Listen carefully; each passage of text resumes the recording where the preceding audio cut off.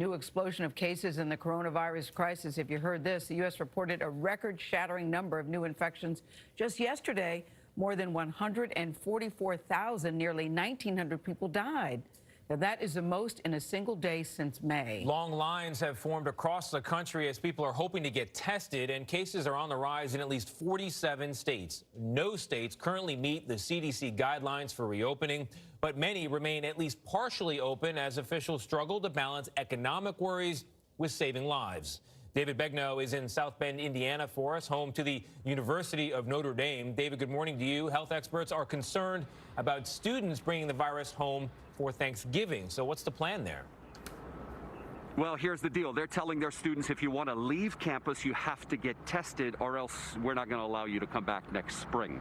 We've been in the Midwest all week. We started in Michigan, went to Ohio, now we're in Indiana.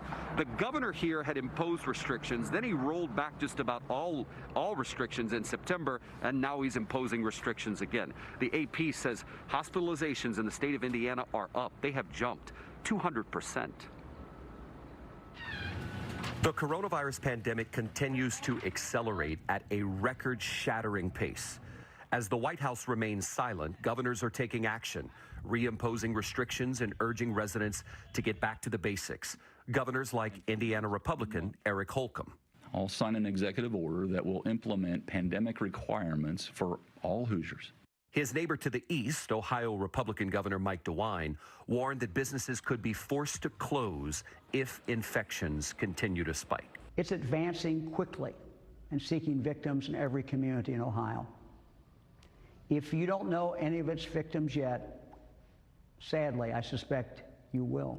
To New York now, Governor Andrew Cuomo, who is a Democrat, announced new restrictions on private gatherings, limiting them to 10 people and placing a curfew on bars, gyms, and even some restaurants. And it is scenes like this, students rushing the field after Notre Dame upset Clemson last Saturday, that have renewed concern about spread on college campuses. Ashton Weber, who is a junior, was at the game, but she did not rush the field. She says other students who were at the game have started testing positive. Now, the university is mandating that all students get tested before they go home. So we are all receiving exit testing before we leave, and if we do not get exit tested, then there will be holds placed on our registration so that we can't get ready for classes to come back for next semester. Other universities have announced similar plans for mandatory exit testing and are not bringing back students until next year. That's the plan at Indiana University, according to University President Michael McRobbie. We realized that was going to be extremely dangerous because everybody leaving, coming back, there was bound to be a massive spike of the virus when they got back. So we will do extremely robust testing for students when they leave the campus and when they come back into the campus.